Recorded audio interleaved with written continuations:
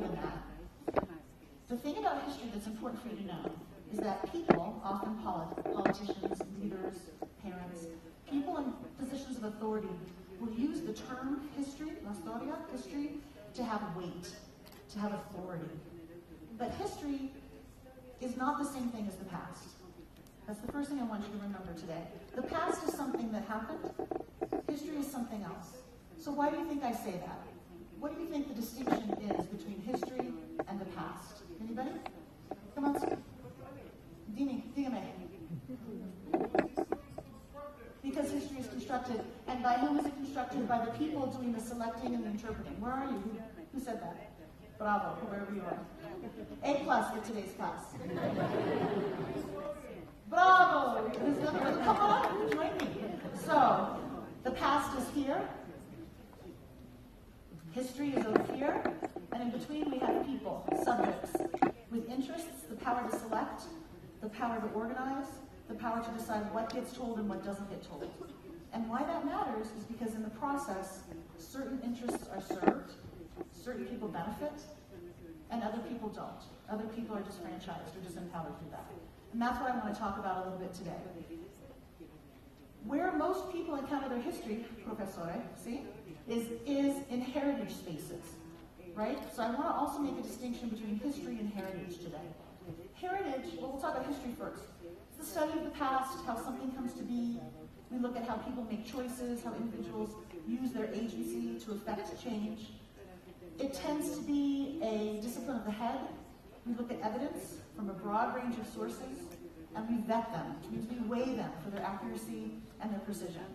We're very interested in multiple perspectives, right, when we write history, to try to weigh what is the most accurate and precise version. We like ambiguity, and we love argument, right? Historians love to argue. We love a good argument. And if it's an argument, it means there's no one single truth, right? There is no truth. If it's the truth, there's no argument. Everyone agrees, right? So it's about being critical, whereas heritage, on the other hand, is about this set of inherited traditions or beliefs that you just know in your heart and in your gut to be true. It is often how something just is. It feels natural, it feels normal, it feels true to you, even if the evidence doesn't necessarily support it. Often it's around treasured objects, historic sites, artifacts, and there are group values attached, and this is where it becomes about politics and power. When one group decides, this is the story of Mexico. Ooh, right? That's a fight waiting to happen. There are a lot of stories of Mexico, right? That one group decides they can control that narrative, that's when you have heritage at work. So it's largely gut, largely heart, and it's largely narrative versus argumentative. So we're going to talk about these today, looking at some examples of moments in the public sphere, in public history, exhibits, the landscape, monuments, where this attempt to tell a single story is complicated, right? The attempt to have heritage mean one thing for all people is challenged. So, when I say memory war, the name of my talk, what do I mean? I'm really not as interested in the wars themselves. Today I'm talking about World War II and the American War in Vietnam. Did anyone notice what I just said?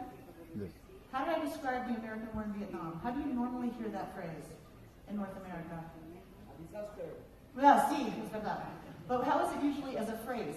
In the United States, we call it the Vietnam War. I said the American War in Vietnam. Rhetorically, that's a very different thing. Vietnam, to North Americans in the US, is the war.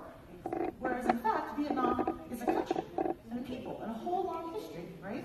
So even the way that you choose to use your words. For example, when I talk about enslavement, I don't say the word slave owner or slave holder. Those are domesticated, gentle terms. I use the verb enslaver. These are people making choices to enslave other people. I also do never use the word slave. I say enslaved person, because first and foremost, an enslaved person is a person. And if you reduce them to just their adjective of enslavement, you reduce their humanity. And that's a political move through words. And that's a dangerous thing in terms of citizenship and democracy and power. So, we're not going to talk about the wars themselves. We're going to talk about what I like to call the messy, imaginative aftermath. That is the cultural echoes of these two wars in the landscape. So I'm going to have to move quickly here, so run with me. We're going to be in the US, we're going to head over to Vietnam. Vietnam for a while. We're going to go over to some other countries. So, where do we find these places? We find it in public-facing sites like historic sites, museums, popular films, documentaries. And this is where most people get their history again. Hold on to that idea. So, why does it matter? It matters because this is about fundamentally power. Who controls the representations of the past? Right? Power. Second idea is what stories get told and how do they get told? Whose don't? It's about citizenship. And finally, it's about justice and democracy. Where I teach in a Jesuit school. We very seriously take the notion of social justice as central to our curriculum. So it's always about justice. So let's get into it. First idea, symbols are not neutral. Symbols are not neutral. Symbols have all sorts of meaning for the people who elevate those symbols to have power in the culture.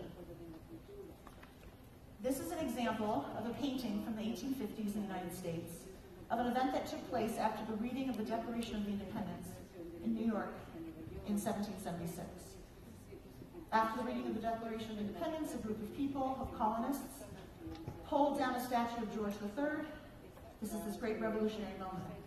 What's interesting is that that statue then became to stand in for the tyranny of the British monarchy and the Americans' colonial experience, but also that this painting is made right before the American Civil War, is regurgitating that symbol, this notion of tyranny, right, of power, the power of the state to impose rules around enslavement, or the power of one group of states to secede from the American Union.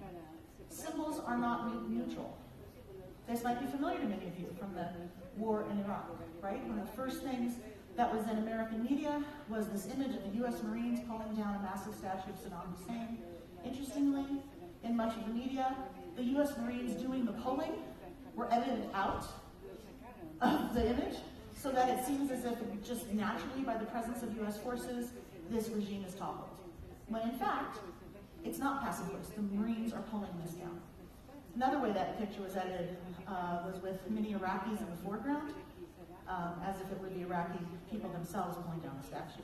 Not that some of them weren't pleased with it, but the ways in which those visuals, kind of like what Sam talked about earlier today, the image the camera wants to capture is also an act of power. I am delighted to talk about, if any of you are interested, the problem currently in the United States around Confederate culture, the culture of the Southern Confederate States and these statues that litter the landscape, that represent a certain vision of the South, a certain vision of white supremacy, and a certain vision of enslavement, around which we're having a lot of debate. I'm not sure, are you aware of that going on at all? It's a very big question, and it's a question around representation that's also relevant in this context. This is also a post-colonial society, right? And it's interesting to see in my 3 days here